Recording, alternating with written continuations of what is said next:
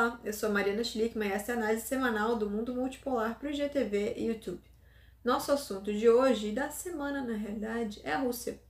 Nessa pegada Globo Repórter, vamos responder quem são, do que vivem e por que o mundo tem pavor deles, apesar de não viver sem vodka. E começamos falando então de russofobia. Fobia é medo, como sabem, e veremos aqui por que este temor da Rússia e a sua incessante demonização. Para começar, achamos que é importante explicar algumas coisas e trazemos informações que são fornecidas por Pepe Escobar, que é um analista geopolítico radicado na Tailândia. Aí eu aviso que o vídeo ganhou uns minutinhos a mais, não muita coisa, mas ele tá um pouco maior, porque o país é grande, a história é complexa, então o rolê é longo mesmo, é difícil resumir tanta coisa aqui. Mas vamos lá. A Rússia é um país gigantesco, com vastas extensões de terras e acesso insuficiente aos mares. Por ter este sério problema, sua geografia condiciona as fundações de políticas conservadoras definidas por um poder absoluto, que podemos chamar de autocracia, um conceito ambíguo e complexo de nacionalismo, e pelo papel duradouro da Igreja Ortodoxa. Não custa lembrar que ela já foi também invadida e ocupada por suecos, poloneses, lituanos, pela Horda Dourada Mongol, pelos tártaros da Crimeia, por Napoleão, e além da tremendamente sanguenta invasão nazista. Sobre a invasão mongol, é importante dizer que provocou não apenas um cisma geográfico, mas deixou sua marca também na política. A autocracia tornou-se necessária após o legado mongol e o estabelecimento da Rússia como império eurasiano, com uma vasta e mal conectada extensão geográfica. A Rússia é onde o Oriente se encontra com o Ocidente. Nikolai Berdyaev, que foi um dos principais conservadores do século XX, ele diz que a inconsistência e a complexidade da alma russa talvez se deva ao fato de que na Rússia, duas correntes da história mundial, o Ocidente e o Oriente, se esbarrem e influenciem uma a outra. A Rússia é o perfeito corte transversal do mundo, um colossal Oriente-Ocidente. Então, assim, o desenvolvimento da economia russa confirma a teoria do grande interior, Heartland, de Mackinder, que é uma coisa que a gente vai também, acho que, abordar um pouco mais, aprofundar em outros momentos. Segundo a qual o controle do mundo exigiu o controle do supercontinente eurasiano. O que aterrorizava Mackinder era o fato de que as ferrovias russas, interconectando a Eurásia, acabariam por minar toda a estrutura de poder da Grã-Bretanha como império marítimo. O eurasianismo, já explicamos aqui este conceito, gente, por uma série de razões, nunca chegou a se converter em um movimento político unificado. O cerne do eurasianismo é a noção de que a Rússia não era apenas um estado leste-europeu. Após a invasão mongol do século XIII e a conquista dos reinos tártaros no século XVI, a história e a geografia da Rússia deixaram de ser apenas europeias. O futuro exigiria um enfoque mais equilibrado. Bom, os russos se mantiveram como esta ponte eurasiana entre os dois mundos até a queda da União Soviética, pois a partir dali, nos anos 90, passou por um período de foco da política externa na Europa, graças aos atlanticistas, que também já falamos por aqui. Vale dizer que o colapso da União Soviética foi a maior catástrofe geopolítica do século. E, para o povo russo, foi verdadeiramente dramático.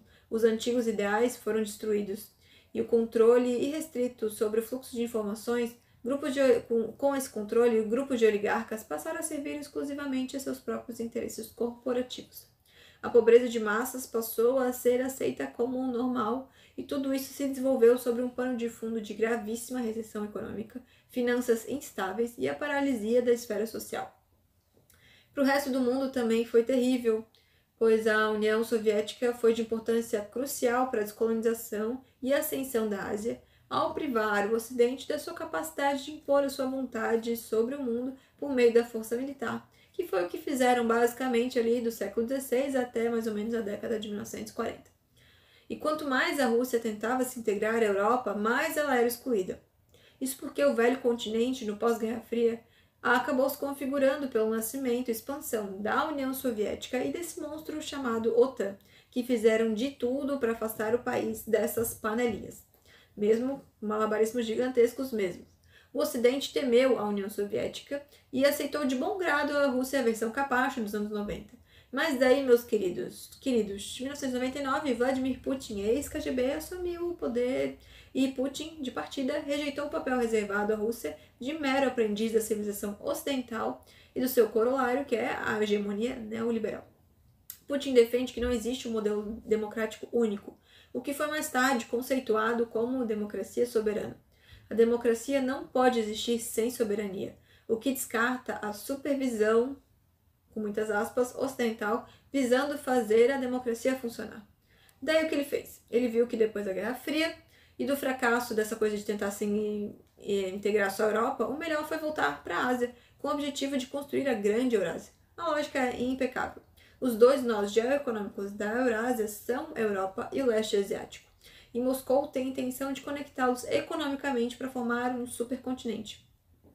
E é aí que a Grande Eurásia liga-se à iniciativa das novas rotas da seda chinesa. De acordo com o professor Lin Dizem, de uma perspectiva conservadora, a economia política da Grande Eurásia capacita a Rússia a superar a sua obsessão histórica com o Ocidente e formular um caminho orgânico rumo à modernização. Nada como esquecer o ex, né, pessoal? O que implica o desenvolvimento de setores industriais estratégicos, de corredores de conectividade, de instrumentos financeiros, de projetos de infraestrutura visando a conectar a Rússia europeia com a Sibéria e a Rússia Pacífica. E tudo isso sobre um novo conceito, uma economia política industrializada e conservadora. A parceria estratégica Rússia e China opera em todos esses três setores geoeconômicos. As indústrias estratégicas com plataformas tecnológicas, corredores de conectividade e instrumentos financeiros. As três grandes potências eurasianas, historicamente, foram os citas, os hunos e os mongóis. E a principal razão da fragmentação e decadência foi eles não terem conseguido alcançar e controlar as fronteiras marítimas da Eurásia. A quarta maior potência eurasiana da história foi o Império Russo e a sua sucessora, a União Soviética. E a principal razão do colapso da União Soviética foi, mais uma vez, ela não ter conseguido alcançar e controlar o quê? As fronteiras marítimas da Eurásia também. E os Estados Unidos evitaram isso aplicando uma estratégia que ficou conhecida como o mecanismo de contenção Spikeman-Cannon, que basicamente fazia com que eles ou controlassem ou causassem distúrbio na periferia marítima da Eurásia, na Europa Ocidental, no leste asiático e no Oriente Médio. A demonização 24 horas por dia da Rússia e da China pelos Estados Unidos só ajuda a aproximar cada vez mais a Rússia da China, no exato momento em que o domínio do mundo pelo Ocidente se encaminha para o seu fim. É possível que estejamos nos aproximando rapidamente do ponto em que a Rússia, da Grande Eurásia, irá apresentar à Alemanha uma oferta do tipo pegar ou largar, daquela que ela não vai poder recusar. Basicamente, ela vai chegar e falar, e aí, ou a gente constrói juntas as terras interiores, ou a gente vai fazer isso com a China, e vocês vão ser apenas espectadores dessa história toda. E é claro que há a possibilidade que é intergalaticamente distante, digamos assim, de um eixo Berlim, Moscou e Pequim. Mas coisas mais estranhas já aconteceram por aí, então quem sabe. Bom, se vocês pegarem mapa e olhar para a Alemanha, vocês vão ver que ela está mais na Europa do que na Ásia, assim, porque quer. E o sucesso da Rússia após seu desmonte com o fim da União Soviética foi saber se livrar da guerra híbrida e das amarras da servidão aos ditos países desenvolvidos. Com isso, possibilitar uma saída em parceria com a China para as demais periferias do mundo, da Eurásia, América Latina, passando pela África. Não é à toa que o imperialismo tem perdido o sono pessoal e que eles estão vendo o seu fim chegar muito próximo. Bom, este foi o vídeo da semana, espero que vocês tenham curtido. Eu sei que ficou meio longo, mas por favor, interajam, comentem, compartilhem. E é isso. Até a próxima.